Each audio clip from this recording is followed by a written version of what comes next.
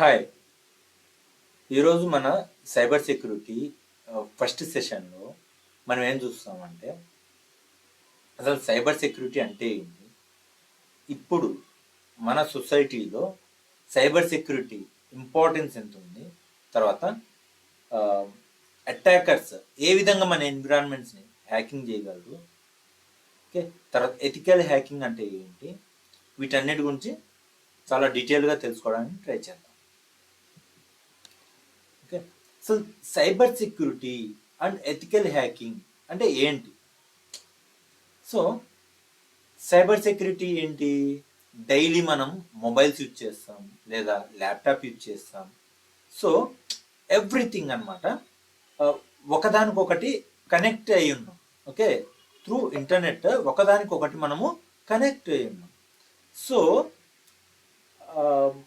వీటన్నిటిని, ఈ డివైజెస్ అన్నిటినీ కూడా మనం ప్రొటెక్ట్ చేయడానికి, ఓకే, మన డైలీ లైఫ్లో డిజిటలైజ్ ఎంత ఇంపార్టెన్స్ ఉందో ఆ డిజిటల్ వరల్డ్ని ప్రొటెక్ట్ చేయడానికి సైబర్ సెక్యూరిటీ కూడా మనకు అంత యూజ్ అవుతుంది.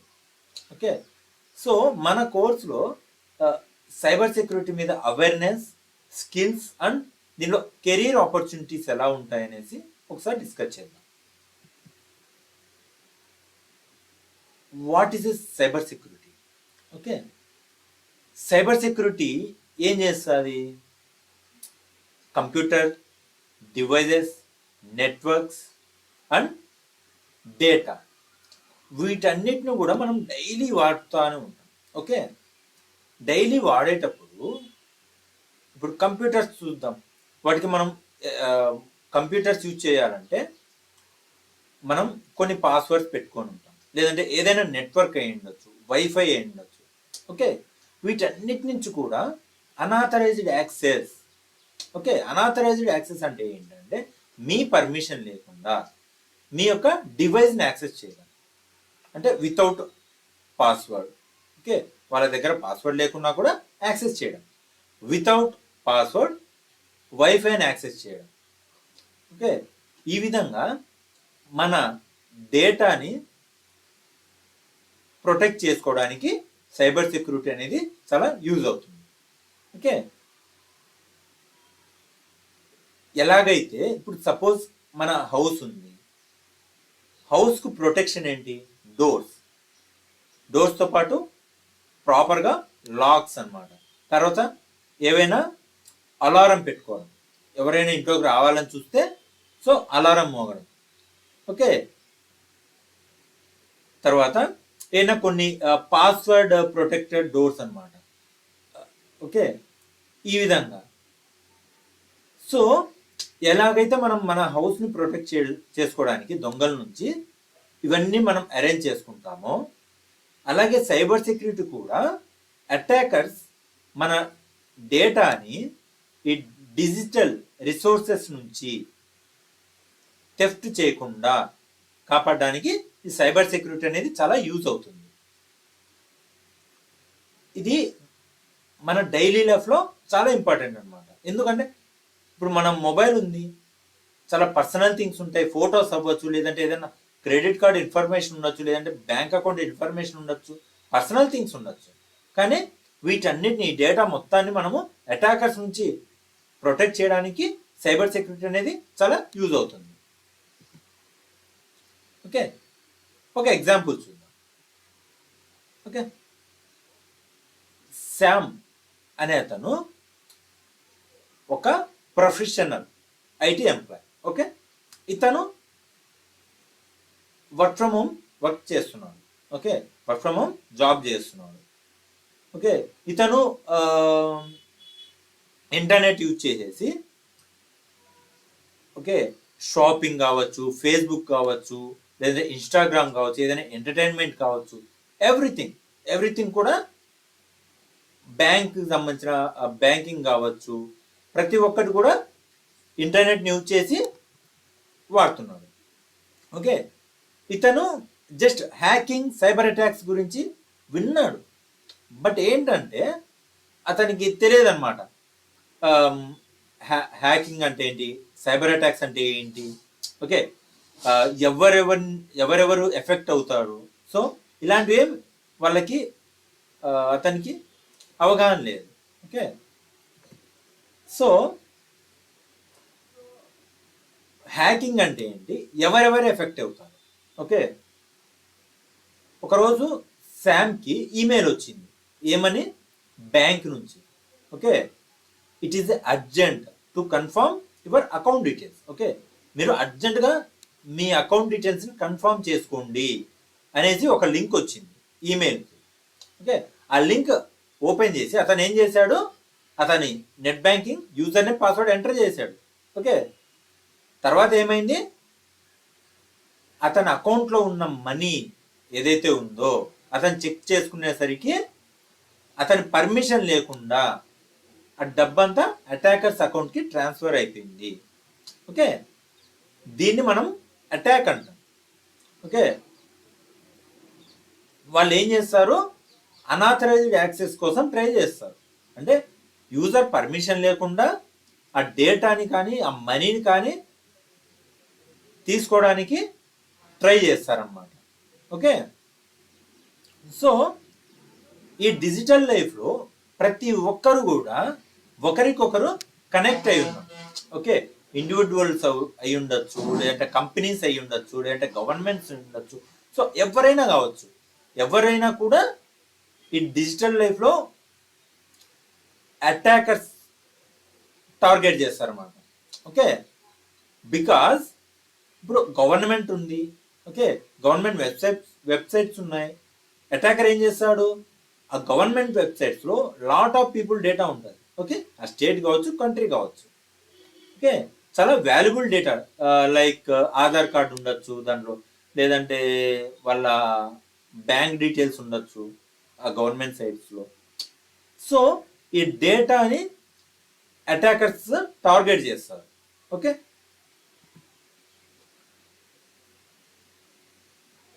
సో ఇందాక చెప్పినట్టుగా అటాకర్స్ ఏ వైపు నుంచి అయినా కూడా అటాక్ చేయొచ్చు, ఎలాగైనా కూడా అటాక్ చేయొచ్చు. సో వీటిలలో కొన్ని ఇంపార్టెంట్ అటాక్స్ చూద్దాం. ఫిషింగ్ అటాక్స్, ఇందాక చెప్పాను, ఫేక్ ఈమెయిల్స్ అనేసి. ఓకే, అటాకర్ ఏం చేశాడు, ఫేక్ ఈమెయిల్స్ మన ఈమెయిల్కి సెండ్ చేశాడు, అర్జెంట్ క్రియేట్ చేశాడు. సో మీరు ఇప్పుడు లింక్ మీద క్లిక్ చేసి మీ అకౌంట్ డీటెయిల్స్ అయినా కన్ఫర్మ్ చేసుకోకుంటే మీ అకౌంట్ బ్లాక్ అయిపోతుంది. సో ఇలాంటి ఒక అర్జెన్సీ క్రియేట్ చేయడం వలన యూజర్ ఏం చేస్తాడు, అకౌంట్ బ్లాక్ అవుతుందనే ఒక టెన్షన్తో లింక్ క్లిక్ చేసి అతని యూజర్ నేమ్ పాస్వర్డ్ ఇచ్చేస్తాడు.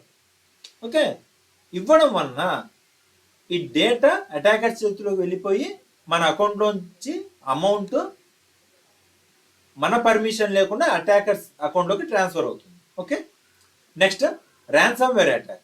ఓకే, ర్యాన్సమ్వేర్ అటాక్ అంటే ఏంటి, మన పర్మిషన్ లేకుండా మన ల్యాప్టాప్లో కావచ్చు, మొబైల్లో కావచ్చు, ఫైల్స్ని లాక్ చేస్తారనమాట.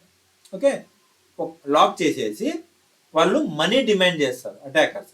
సో నాకు ఇంత మనీ ఇవ్వండి, నేను మీ ఫైల్స్ను అన్లాక్ చేస్తాను. ఓకే, ఈ విధమైన అటాక్ జరుగుతాయి.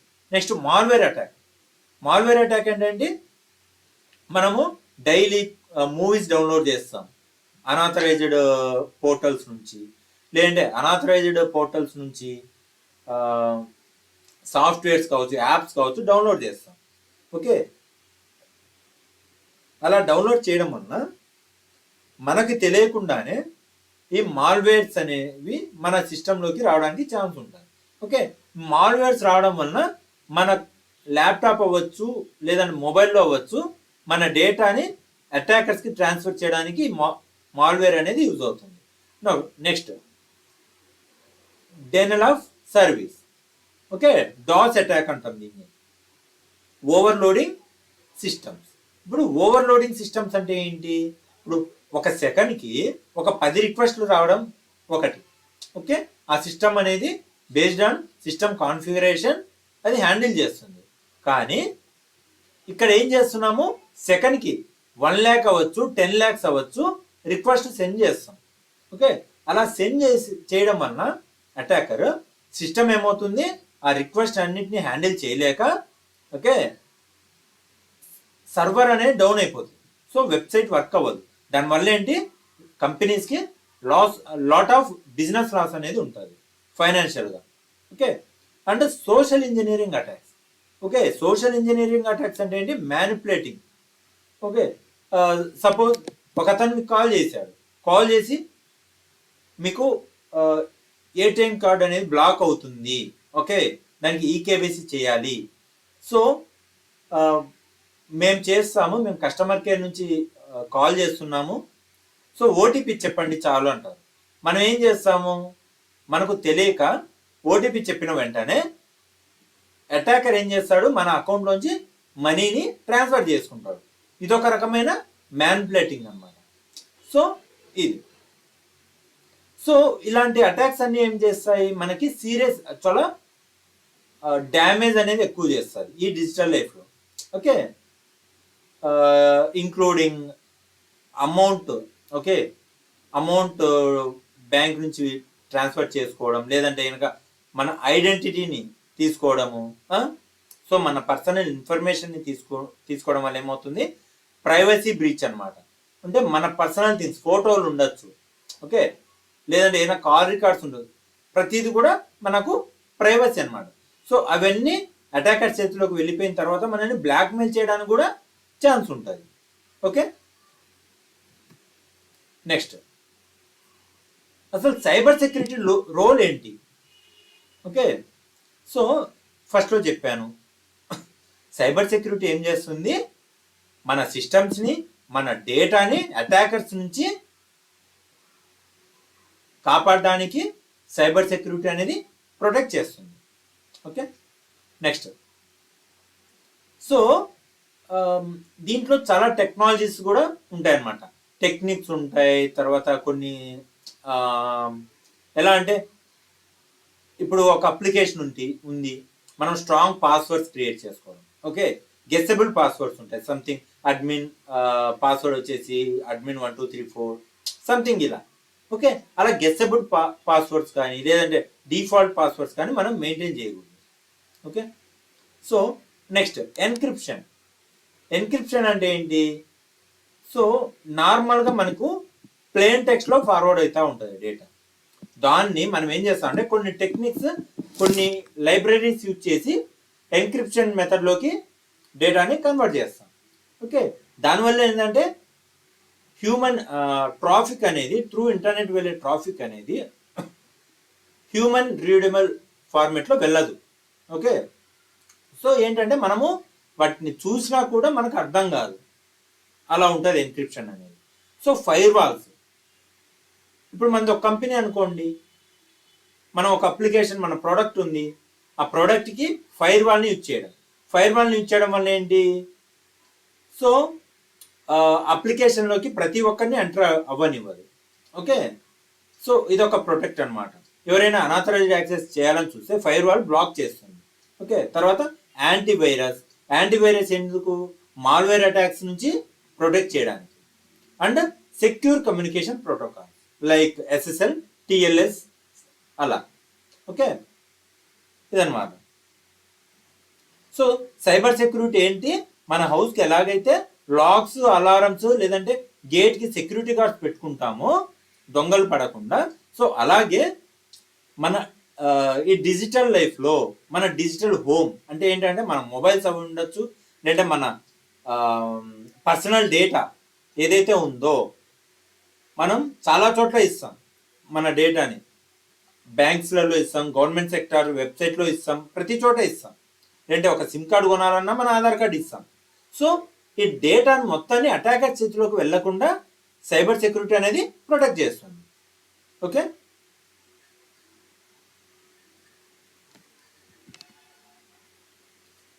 Who is an ethical hacker? Okay, ethical hacker అంటే ఎవరు? ఓకే, ఇప్పుడు శామ్ ఏం నేర్చుకున్నాడంట, ఒక ఎథికల్ హ్యాకింగ్ ఎలా చేయాలి, ఓకే, అనేది ఒకటి నేర్చుకున్నాడు. ఓకే, సో ఎథికల్ హ్యాకర్స్నే ఇంకొక విధంగా ఏమని పిలుస్తారు, వైట్ హ్యాట్ హ్యాకర్స్. ఏమంటారు, వైట్ హ్యాట్ హ్యాకర్స్. ఓకే, వీళ్ళని ఏం చేస్తారు, కంపెనీస్ లీగల్గా హైడ్ చేసుకొని, ఓకే, వాళ్ళ ప్రొడక్ట్స్ కావచ్చు, వాళ్ళ క్లయింట్ యొక్క ప్రొడక్ట్స్ కావచ్చు, వాటి మీద అటాక్ చేయడానికి కంపెనీసే పర్మిషన్ ఇస్తాయి, కంపెనీసే పర్మిషన్ ఇస్తాయి, యాక్సెస్ ఇస్తాయి. ఓకే, యాక్సెస్ ఇచ్చేసి అటాక్ చేసి, ఓకే, దాంట్లో ఉన్న అంటే ఆ ప్రోడక్ట్స్లో ఉన్న లేదంటే అప్లికేషన్లో ఉన్న ఏదైతే వీక్ పాయింట్ ఉంటుందో, వీక్ పాయింట్ అంటే అటాకర్స్ ఎంట్రీ కావాలంటే అప్లికేషన్లోకి ఎక్కడ ఒక చోట వీక్ పాయింట్ ఉండాలి. ఎలాగైతే ఇప్పుడు సపోజ్ మన ఇల్లు ఉంది, ఓకే, ఒక దొంగతనం చేయాలనుకున్నాడు. దొంగ ఏం చేస్తాడు, ఏ ఇంటికి డోర్స్ లాక్స్ సరిగ్గా లేవో ఆ ఇంటిని చూజ్ చేసుకుంటాడు, అంతే కదా. సో అటాకర్ కూడా అప్లికేషన్లో ఎక్కడ వీక్నెస్ ఉంది అనేసి అనలైజ్ చేసుకొని ఆ వీక్ పాయింట్ మీద నుంచి అటాక్ చేయడానికి ఆస్కారం ఉంటుంది. సో ఆ వీక్ పాయింట్స్ మీద అటాక్ చేపించి కంపెనీస్ వల్నరబిలిటీస్ ఏమేమి ఉన్నాయి, ఓకే, అంటే అప్లికేషన్లో వీక్ పాయింట్స్ ఎక్కడెక్కడ ఉన్నాయి, ఏమేమి ఉన్నాయి, వాటిని మేము ఎలా ఫిక్స్ చేయాలి, ఎలా ఫిక్స్ చేస్తే అప్లికేషన్ సెక్యూర్గా ఉంటుంది. సో ఇవన్నీ కూడా ఎథికల్ హ్యాకర్తో కంపెనీస్ చేయించుకుంటాయి. ఓకే, ఎలా వాళ్ళు హైడ్ చేసుకుంటారు లీగల్గా, అలాగే వాళ్ళే పర్మిషన్ ఇస్తారు హ్యాక్ చేయమని. ఓకే, మెయిన్గా ఎథికల్ హ్యాకర్ యొక్క గోల్ ఏంటి, వల్నరబిలిటీస్ని వల్నరబిలిటీ అంటే ఏంటి, అప్లికేషన్లో ఉన్న వీక్నెస్. ఓకే, ఇది ఒక టర్మినాలజీ అనమాట. సో ఆ వల్నరబిలిటీని ఫైండ్ చేసి, ఓకే, ఆ సెక్యూరిటీ వీక్నెస్ని మనము డెవలపర్ టీంతో కమ్యూనికేట్ అయ్యి ఫిక్స్ చేయించాలి. ఓకే, నెక్స్ట్ అసలు ఎథికల్ హ్యాకర్ యొక్క రోల్స్ అండ్ రెస్పాన్సిబిలిటీస్ ఏంటి. ఓకే, సో ఎథికల్ హ్యాకర్స్ ఎలా అంటే రియల్ టైం హ్యాకర్స్ ఎవరైతే ఉంటారో వాళ్ళ విధంగా ఆలోచించాలన్నమాట. సో రియల్గా ఒక అటాకర్ ఎలాగైతే ఆలోచిస్తాడో వాళ్ళ విధంగానే మనం ఆలోచిస్తే మనం అటాక్ చేసే ముందుగానే మనము మన అప్లికేషన్ని ప్రొటెక్ట్ చేయొచ్చు. Okay, next simulate attack. Okay, simulate attacks అంటే ఏంటి, 3 monthsకి ఒకసారో లేదంటే 6 monthsకి ఒకసారో మన అప్లికేషన్ కావచ్చు, మన ప్రోడక్ట్స్ కావచ్చు, ఓకే, అటాక్ చేస్తూ ఉండాలి మన సిస్టమ్స్ మీద. అలా చేయడం వలన మన సిస్టమ్స్ కానీ అప్లికేషన్లో ఉన్న వీక్నెస్ ఏంటి, వల్నరబిలిటీ ఏంటి అనేది మనకు తెలుస్తుంది. సో అప్పుడు ఏంటంటే మనం ఫిక్స్ చేసుకోవచ్చు.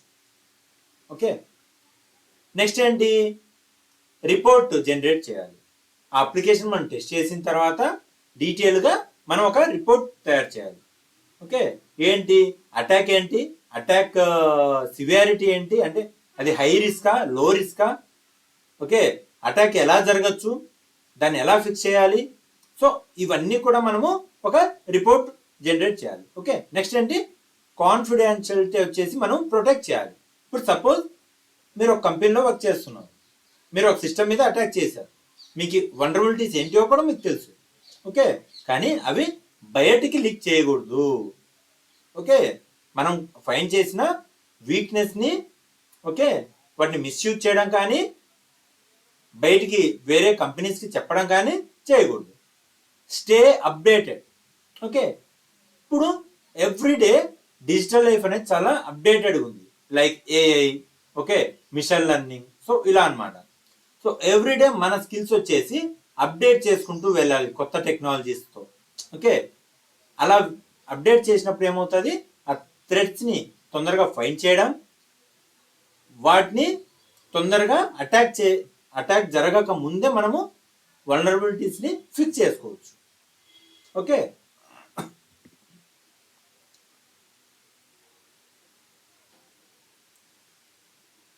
సో ఇప్పటి వరకు మనం ఏం చూసాము, హ్యాకింగ్ చూసాము, అటాక్ అంటే ఏంటో చూసాము, ఎవరెవరు అటాక్ అవుతారు, ఓకే, సైబర్ సెక్యూరిటీ అంటే ఏంటి, ఎథికల్ హ్యాకర్స్ ఎవరు. ఓకే, ఇవి మనం చూసాం, మనం ఇవి ఖచ్చితంగా మనం గుర్తుపెట్టుకోవాలి. నెక్స్ట్ మనకు సైబర్ సెక్యూరిటీ ఎందుకు నేర్చుకోవాలి మనం, దాని డిమాండ్ ఏంటి, ఇంపాక్ట్ ఏంటి? ఓకే, ఇప్పుడు వరల్డ్ వైడ్గా సైబర్ అటాక్స్ అనేది ఎక్కువ అవుతున్నాయి డిజిటల్ లైఫ్లో. ఓకే, అటాక్స్ అనేది ప్రతిదీ కూడా చాలా నార్మల్ అయిపోయింది. ఓకే, సో అవి ఇంక్రీజ్ అవుతున్నాయి, ఇంక్లూడింగ్ మన ఇండియాలో కూడా. ఓకే, సో రానున్న రోజుల్లో లైక్ 25-26 ఇయర్లో దాదాపుగా 1 మిలియన్ సైబర్ సెక్యూరిటీ ఎక్స్పర్ట్స్ని హైర్ చేసుకోవచ్చు. ఓకే, ఇండియాలో దాదాపుగా 1 million cyber security experts okay requirement ఉంది. ఓకే, తర్వాత జాబ్ సెక్యూరిటీ ఉంటుంది, high job security and career growth కూడా ఎక్కువ ఉంటుంది. తర్వాత ఫ్రెషర్స్ కూడా చాలా అట్రాక్టివ్ శాలరీస్ ఇవ్వడం జరుగుతుంది. ఓకే, ఇప్పుడు చాలా అక్రాస్ డిఫరెంట్ సెక్టార్స్లో సైబర్ సెక్యూరిటీ స్కిల్స్ అనేవి చాలా డిమాండ్ ఉన్నాయి. లైక్ బ్యాంకింగ్ సెక్టార్స్లో అవ్వచ్చు, health sector, IT sector, e-commerce and government సెక్టార్స్లో మనకు ఈ సైబర్ సెక్యూరిటీ అనేది చాలా డిమాండ్గా ఉంది. ఆపర్చునిటీని చూస్తే మనకు సైబర్ సెక్యూరిటీ అనలిస్ట్కి ఓకే 5.5 to 8 LPA ఇవ్వడానికి ఛాన్స్ ఉంది. ఓకే, తర్వాత ethical hacker or pen tester 6 to 12 lakhs. Security architects or manager 16 to 45 LPA. Okay, తర్వాత సీసో లెవెల్లో 40 to 80 LPA. ఓకే, మీ డిజిగ్నేషన్ మీ ఎక్స్పీరియన్స్ పెరిగే కొద్దీ కూడా ఈ విధంగా మీకు ప్యాకేజెస్, అట్రాక్టివ్ ప్యాకేజెస్ ఉంటాయన్నమాట. సో ఈ కోర్సులో మనం ఏమేమి నేర్చుకుంటామంటే సైబర్ సెక్యూరిటీ ఫండమెంటల్స్ అండ్ కామన్గా సైబర్ థ్రెట్స్ ఏమేమి ఉంటాయి ఓకే అవి నేర్చుకుంటాం. Hands on experience okay ethical hacking hands on experience అనమాట. రియల్ టైమ్ అటాక్స్ చేస్తాం. ఓకే, రియల్ టైమ్ అటాక్స్ లీగల్గా సేఫ్ ఎన్విరాన్మెంట్లో. ఓకే, తర్వాత రియల్ వరల్డ్ అప్లికేషన్స్ ఎలా ఉంటాయి, కొన్ని కేస్ స్టడీస్ చూస్తాం. ఓకే, తర్వాత మనకు సిఏఎస్పి అనే అట్లా కొన్ని సర్టిఫికేషన్స్ ఉంటాయి, వాల్యుబుల్ సర్టిఫికేట్. సో వాటికి ప్రిపేర్ అవ్వడం కూడా మనము ప్రిపరేషన్ అన్నమాట. తర్వాత స్కిల్స్ బిల్డ్ చేయడం. ఓకే, స్కిల్స్ వచ్చేసి సైబర్ సెక్యూరిటీలో బిల్డ్ చేయడం అండ్ మీకు రెజ్యూమ్ బిల్డింగ్ చేస్తాము, ఎలా చేయాలి, తర్వాత ప్లేస్మెంట్ అసిస్టెన్స్ అనేది ఇస్తాం. Okay, interview preparations, mock interviews కూడా మేము కండక్ట్ చేస్తాం. ఓకే, ఇంకొకటి వచ్చేసి ఈ కోర్సులో మనము పైథాన్ ఫండమెంటల్స్ కూడా నేర్చుకుంటాం. ఓకేనా, పైథాన్ ఫండమెంటల్స్. ఓకే, ప్రోగ్రామింగ్లో ఫండమెంటల్స్ ఏంటి, పైథాన్లో ఎందుకు చెప్తున్నాం. ఓకే, అప్లికేషన్లో వనరబిలిటీ అంటున్నారు, కానీ ఆ వనరబిలిటీ ఎక్కడి నుంచి వస్తుంది? డెవలపర్ టీం నుంచే కదా. సో అట్లీస్ట్ ఏదో ఒక ప్రోగ్రామింగ్ లాంగ్వేజ్ కనుక మనకు హ్యాండ్స్ ఆన్ అవుతాయి కనుక ఖచ్చితంగా మనకు ప్లేస్ అయ్యేదానికి ఛాన్స్ ఎక్కువ ఉంటుంది. ఓకే, సమ్ టైమ్స్ కంపెనీస్ ఏం చేస్తాయి, కోడ్ ఇస్తుంది, పైథాన్ అవ్వచ్చు, జావా స్క్రిప్ట్ అవ్వచ్చు, ఎనీ కోడ్ ఇస్తారు, ఇచ్చేసి అప్లికేషన్ కోడ్ దీనిలో వనరబిలిటీ ఎక్కడ ఉంది ఫైండ్ చేయమంటారు. Okay, manual approach. వాటికి ఆటోమేషన్ టూల్స్ కూడా ఉన్నాయి, కానీ మాన్యువల్ అప్రోచ్ కింద మన కోడ్ ఇచ్చి కోడ్ మొత్తం మనం అనలైజ్ చేసి